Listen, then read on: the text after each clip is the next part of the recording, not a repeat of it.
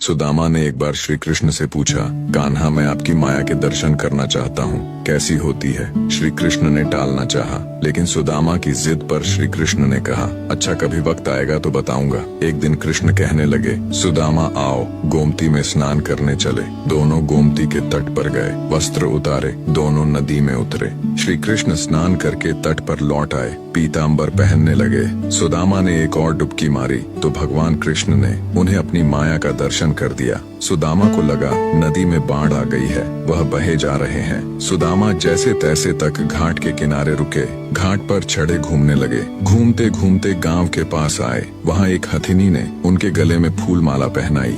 बहुत से लोग एकत्रित हो गए। लोगों ने कहा, हमारे देश के राजा की मृत्यु हो गई है। यहाँ का नियम है, राजा की मृत्यु के बाद हथिनी जिस भी व्यक्ति के गले में माला पहना देगी वही हमारा राजा होता है। हथिनी ने आपके गले में माला पहनाई है, इसलिए अब आप हमारे राजा हैं। सुदामा हैरान कि मैं राजा बन गया और एक राजकन्या से विवाह भी हो गया। कुछ समय बाद उनके 2 पुत्र भी पैदा हो गए। जीवन प्रसन्नता पूर्वक बीतने लगा। एक दिन सुदामा की पत्नी बीमार पड़ गई और काल के गाल में समा गई। सुदामा पत्नी वियोग में रोने लगा। राज्य के लोग भी पहुँचे। उन्होंने सुदामा को कहा, आप रोए नहीं, आप हमारे राजा हैं। वैसे भी दुख की कोई बात नहीं, आपको भी रानी के साथ ही जाना है। उन्होंने बताया कि यह मायापुरी का नियम है, आपकी पत्नी को चिता में अग्नि दी जाएगी, आपको भी अपनी पत्नी की चिता में प्रवेश करना होगा। यह सुनकर सुदामा और जोर से रोने लगा, लेकिन लोग नहीं माने। सुदामा अपनी पत्नी की मृत्यु को भूल गया, उसका रोना भी बंद हो गया।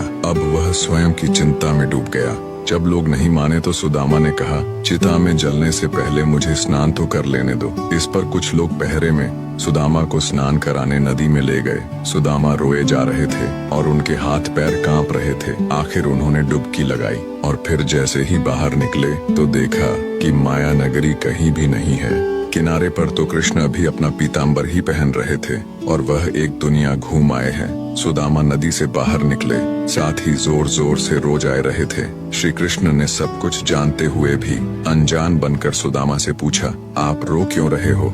सुदामा ने सारा वृतांत कह सुनाया और पूछा कि यह जो मैं देख रहा हूँ ये स्वप्न है। जिस माया नगरी से मैं अभी अभी आया हूँ यह क्या था कन्हैया। भगवान कृष्ण बोले, यही सच है, मैं ही सच हूँ। मेरे से भिन्न जो भी है वह मेरी माया ही है।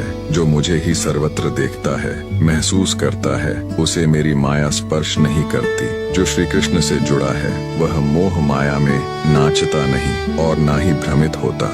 वसुदेव सुतम देवम कंस चाणूरमर्दनम देवकी परमानंदम कृष्णम वंदे जगद गुरुम हरिशरणम हरिशरणम। इस छोटे से वीडियो में आपको क्या समझ आया, हमें कमेंट करके जरूर बताना।